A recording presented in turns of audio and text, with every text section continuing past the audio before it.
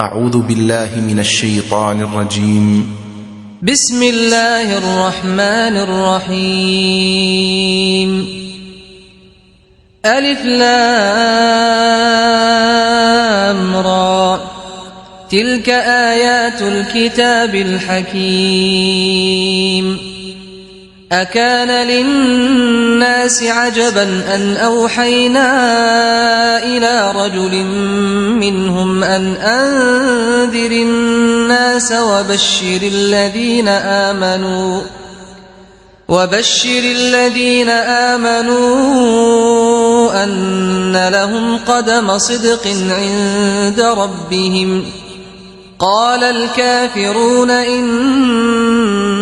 هذا لساحر مبين. إن ربكم الله الذي خلق السماوات والأرض في 6 أيام ثم استوى على العرش يدبر الأمر، ما من شفيع إلا من بعد إذنه، ذلكم الله ربكم فاعبدوه، أفلا تذكرون. إليه مرجعكم جميعا، وعد الله حقا، إنه يبدأ الخلق ثم يعيده ليجزي الذين آمنوا وعملوا الصالحات بالقسط، والذين كفروا لهم شراب من حميم وعذاب أليم بما كانوا يكفرون. هو الذي جعل الشمس ضياء والقمر نورا وقدره منازل لتعلموا عدد السنين والحساب. ما خلق الله ذلك إلا بالحق، يفصل الآيات لقوم يعلمون. إن في اختلاف الليل والنهار وما خلق الله في السماوات والأرض لآيات لقوم يتقون. إن الذين لا يرجون لقاءنا ورضوا بالحياة الدنيا واطمأنوا بها والذين هم عن آياتنا غافلون، أولئك مأواهم النار بما كانوا يكسبون. إن الذين آمنوا وعملوا الصالحات يهديهم ربهم بإيمانهم، تجري من تحتهم الأنهار في جنات النعيم، دعواهم فيها سبحانك اللهم وتحيتهم فيها سلام، وآخر دعواهم أن الحمد لله رب العالمين. ولو يعجل الله للناس الشر استعجالهم بالخير لقضي إليهم أجلهم، فنذر الذين لا يرجون لقاءنا في طغيانهم يعمهون. وإذا مس الإنسان الضر دعانا لجنبه أو قاعدا أو قائما، فلما كشفنا عنه ضره مر كأن لم يدعنا إلى ضر مسه، كذلك زين للمسرفين ما كانوا يعملون. ولقد أهلكنا القرون من قبلكم لما ظلموا وجاءتهم رسلهم بالبينات وما كانوا ليؤمنوا، كذلك نجزي القوم المجرمين. ثم جعلناكم خلائف في الأرض من بعدهم لننظر كيف تعملون وإذا تتلى عليهم آياتنا بينات قال الذين لا يرجون لقاء نأت بقرآن غير هذا أو بدله قل ما يكون لي أن أبدله من تلقاء نفسي إن أتبع إلا ما يوحى إلي إني أخاف إن عصيت ربي عذاب يوم عظيم قل لو شاء الله ما تلوته عليكم ولا أدراكم به فقد لبثت فيكم عمرا من قبله أفلا تعقلون فمن أظلم ممن افترى على الله كذبا أو كذب بآياته إنه لا يفلح المجرمون ويعبدون من دون الله ما لا يضرهم ولا ينفعهم ويقولون هؤلاء شفعاؤنا عند الله قل أتنبئون الله بما لا يعلم في السماوات ولا في الأرض سبحانه وتعالى عما يشركون وما كان الناس إلا أمة واحدة فاختلفوا ولولا كلمة سبقت من ربك لقضي بينهم فيما فيه يختلفون ويقولون لولا أنزل عليه آية من ربه فقل إنما الغيب لله فانتظروا إني معكم من المنتظرين وإذا أذقنا الناس رحمة من بعد ضراء مستهم إذا لهم مكر في آياتنا قل الله أسرع مكرا إن رسلنا يكتبون ما تمكرون هو الذي يسيركم في البر والبحر حتى إذا كنتم في الفلك وجرين بهم بريح طيبة وفرحوا بها جاءتها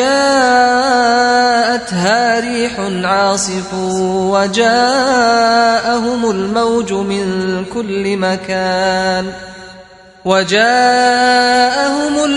من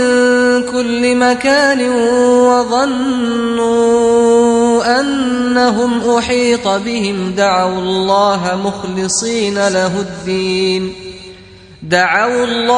مخلصين له الدين لئن أنجيتنا من هذه لنكونن من الشاكرين فلما أنجاهم إذا هم يبغون في الأرض بغير الحق يا أيها الناس إنما بغيكم على أنفسكم متاع الحياة الدنيا ثم إلينا مرجعكم فننبئكم بما كنتم تعملون إنما مثل الحياة الدنيا كماء إن أنزلناه من السماء فاختلط به نبات الأرض مما يأكل الناس والأنعام حتى إذا أخذت الأرض زخرفها وزينت وظن أهلها أنهم قادرون عليها أتاها أمرنا ليلا أو نهارا فجعلناها حصيدا كأن لم تغن بالأمس كذلك نفصل الآيات لقوم يتفكرون والله يدعو إلى دار السلام ويهدي من يشاء إلى صراط مستقيم للذين أحسنوا الحسنى وزيادة ولا يرهق وجوههم قتر ولا ذلة أولئك أصحاب الجنة هم فيها خالدون والذين كسبوا السيئات جزاء سيئة بمثلها وترهقهم ذلة ما لهم من الله من عاصم كأنما أغشيت وجوههم قطعا من الليل مظلما أولئك أصحاب النار هم فيها خالدون ويوم نحشرهم جميعا ثم نقول للذين أشركوا مكانكم أنتم وشركاؤكم فزيلنا بينهم وقال شركاؤهم ما كنتم إيانا تعبدون فكفى بالله شهيدا بيننا وبينكم إن كنا عن عبادتكم لغافلين هنالك تبلو كل نفس ما أسلفت وردوا إلى الله مولاهم الحق وضل عنهم ما كانوا يفترون قل من يرزقكم من السماء والأرض أمن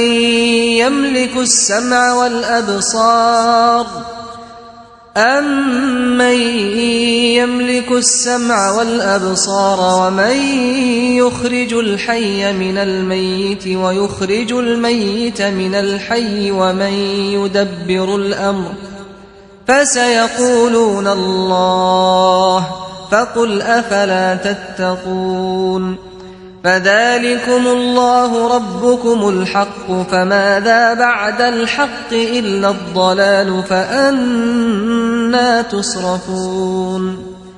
كذلك حقت كلمة ربك على الذين فسقوا أنهم لا يؤمنون قل هل من شركائكم من يبدأ الخلق ثم يعيده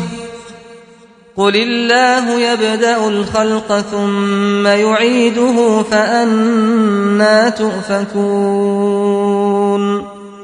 قل هل من شركائكم من يهدي إلى الحق قل الله يهدي للحق أفمن يهدي إلى الحق أحق أن يتبع أم من لا يهدي إلا أن يهدى فما لكم كيف تحكمون وما يتبع أكثرهم إلا ظنا إن الظن لا يغني من الحق شيئا إن الله عليم بما يفعلون وما كان هذا القرآن أن يفترى من دون الله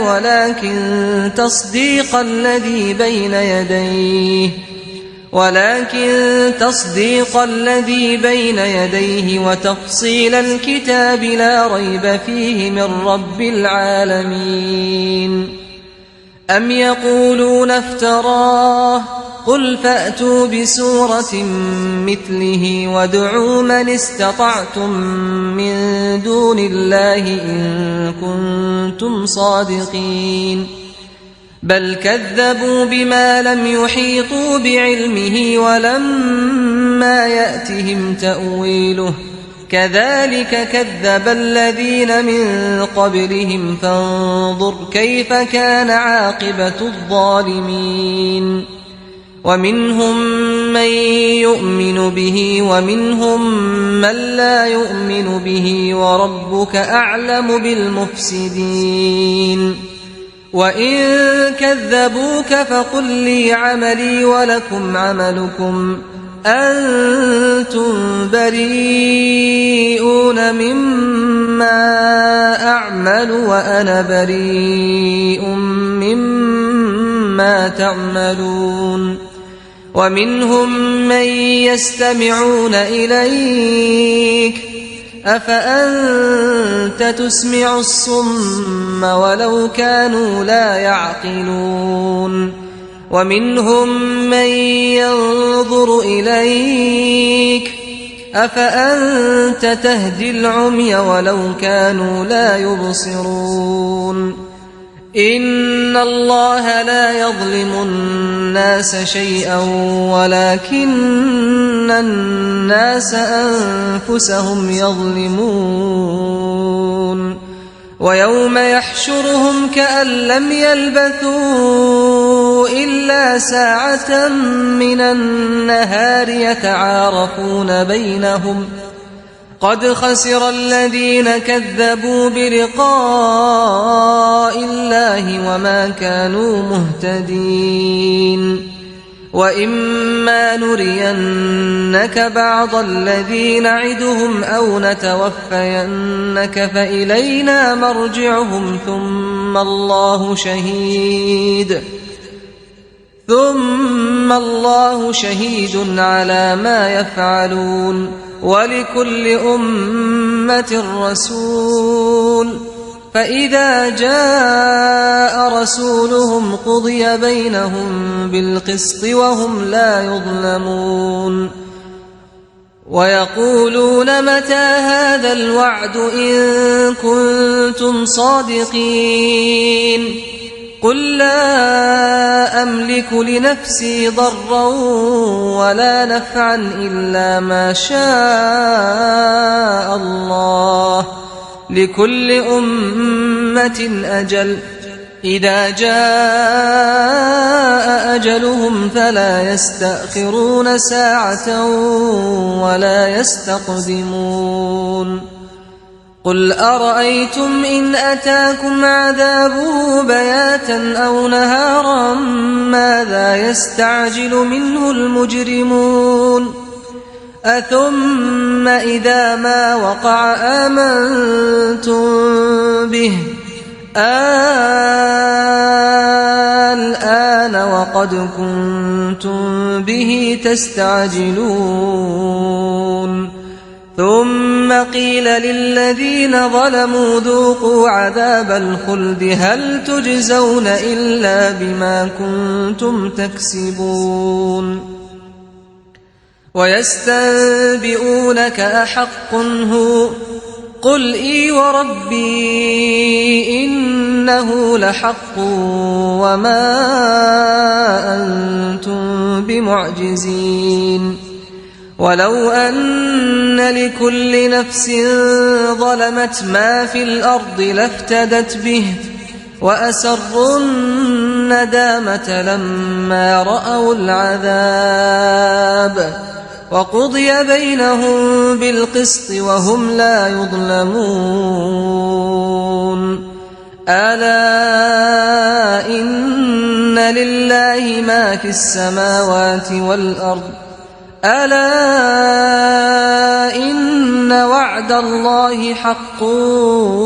ولكن أكثرهم لا يعلمون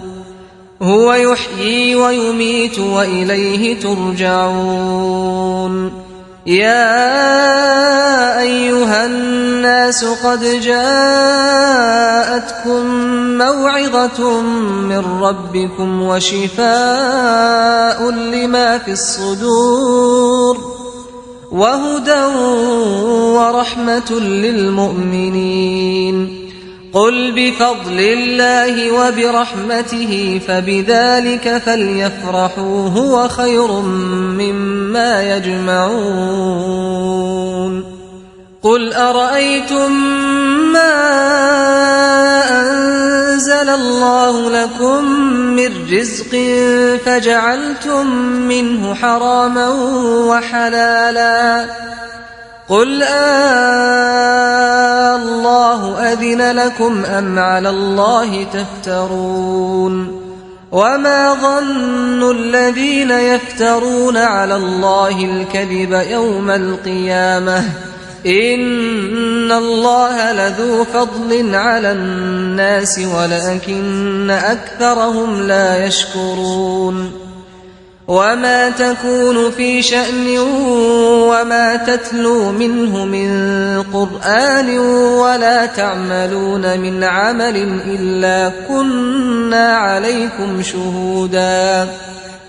ولا تعملون من عمل إلا كنا عليكم شهودا إذ تفيضون فيه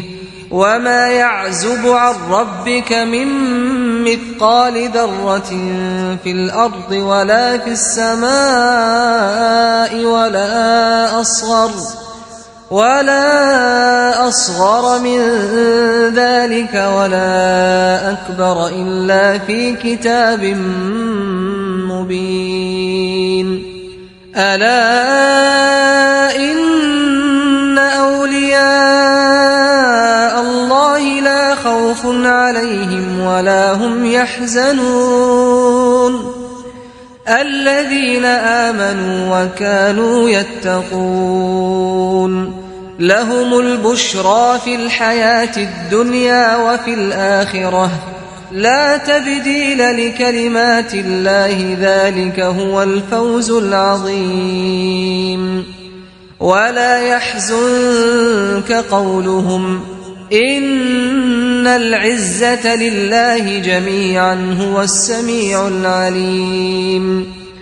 ألا إن لله من في السماوات ومن في الأرض وما يتبع الذين يدعون من دون الله شركاء إن يتبعون إلا الظن وإن هم إلا يخرصون هو الذي جعل لكم الليل لتسكنوا فيه والنهار مبصرا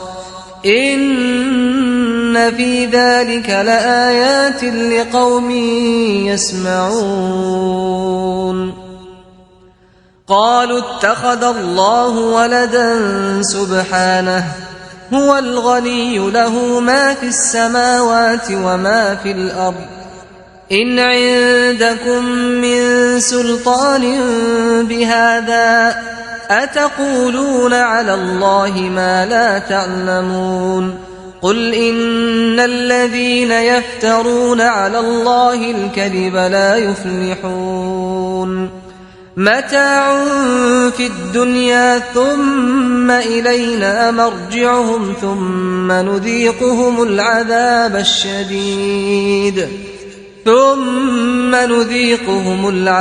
الشديد بما كانوا يكفرون واتل عليهم نبأ نوح إذ قال لقومه يا قوم إن كان كبر عليكم مقامي وتذكيري بآيات الله فعلى الله توكلت فأجمعوا أمركم وشركاءكم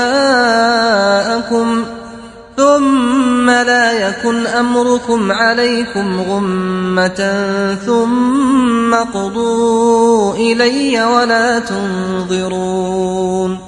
فإن توليتم فما سألتكم من أجر إن أجري إلا على الله وأمرت أن أكون من المسلمين فكذبوه فنجيناه ومن معه في الفلك وجعلناهم خلائف وأغرقنا الذين كذبوا بآياتنا فانظر كيف كان عاقبة المنذرين ثم بعثنا من بعده رسلا إلى قومهم فجاءوهم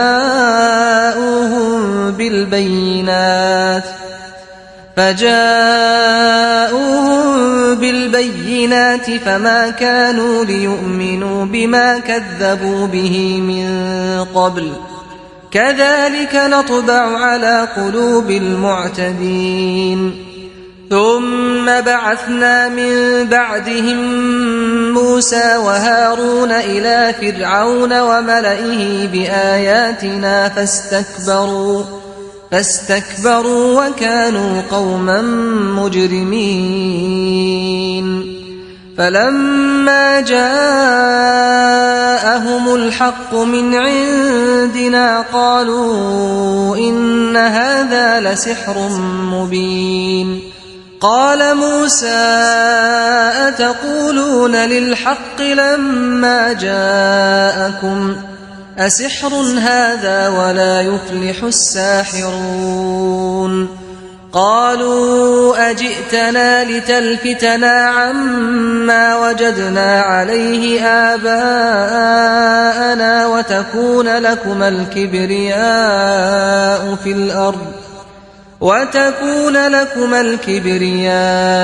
في الأرض وما نحن لكما بمؤمنين وقال فرعون ائتوني بكل ساحر عليم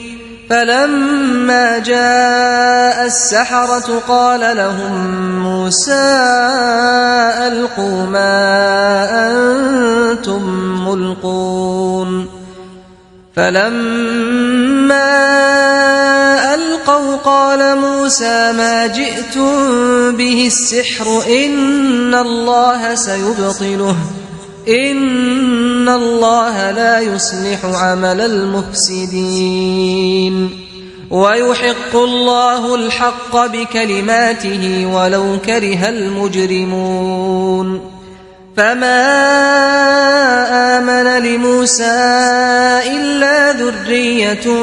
من قومه على خوف من فرعون وملئهم أن يفتنهم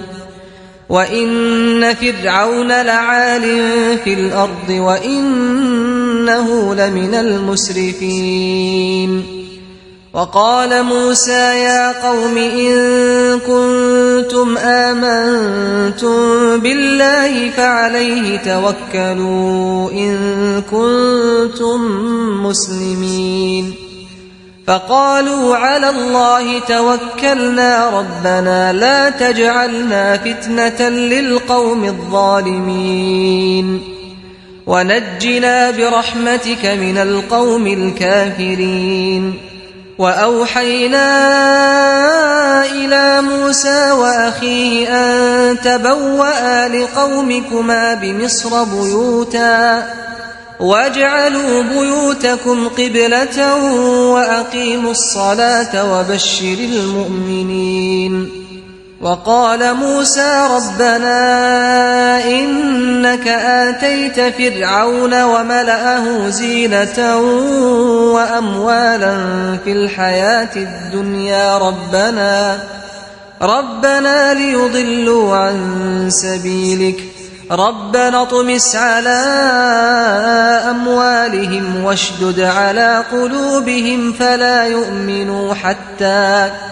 فلا يؤمنوا حتى يروا العذاب الأليم قال قد أجيبت دعوتكما فاستقيما ولا تتبعان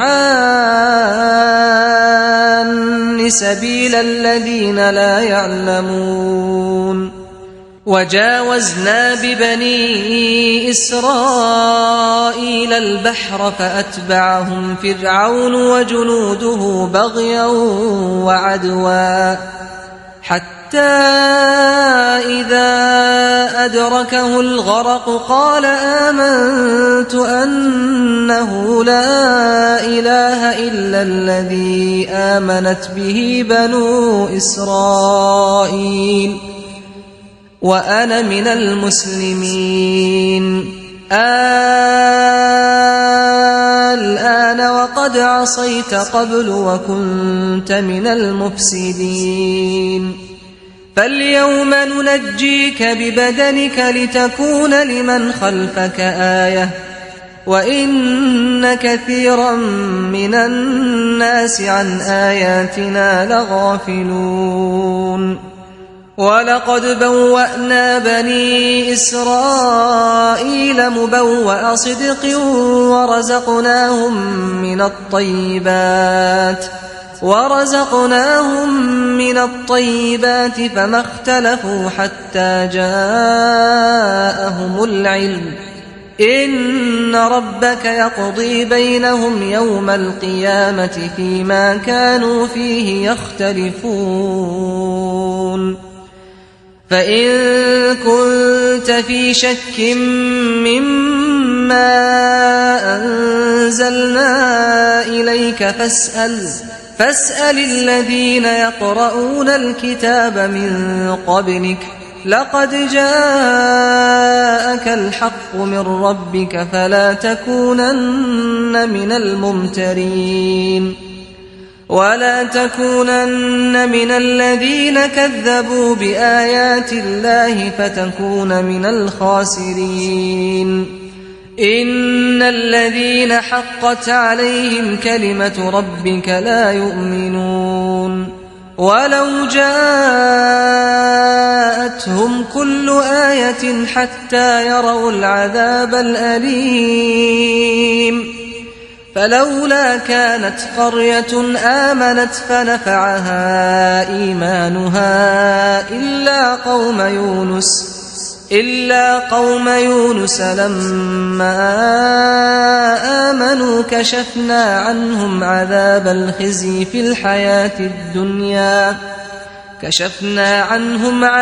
الخزي في الحياة الدنيا ومتعناهم إلى حين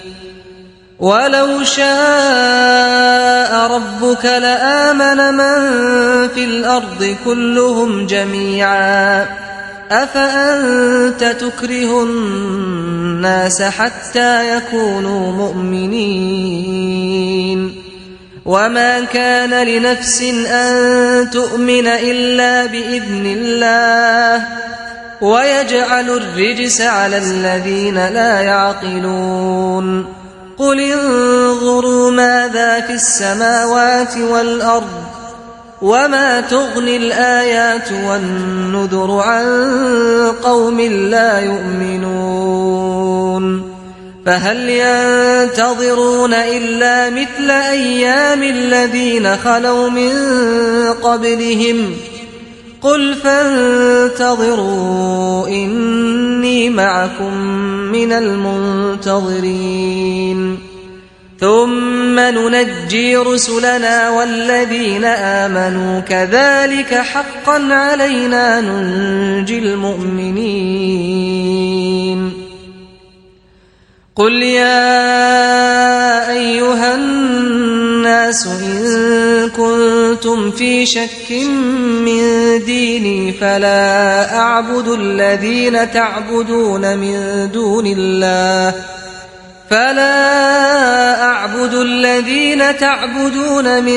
دون الله ولكن أعبد الله الذي يتوفاكم وأمرت أن أكون من المؤمنين وأن أقم وجهك للدين حنيفا ولا تكونن من المشركين ولا تدع من دون الله ما لا ينفعك ولا يضرك فإن فعلت فإنك إذا من الظالمين وإن يمسسك الله بضر فلا كاشف له إلا هو وإن يردك بخير فلا راد لفضله يصيب به من يشاء من عباده وهو الغفور الرحيم قل يا أيها الناس الناس قد جاءكم الحق من ربكم فمن اهتدى فإنما يهتدي لنفسه ومن ضل فإنما يضل عليها وما أنا عليكم بوكيل واتبع ما يوحى إليك واصبر حتى يحكم الله وهو خير الحاكمين.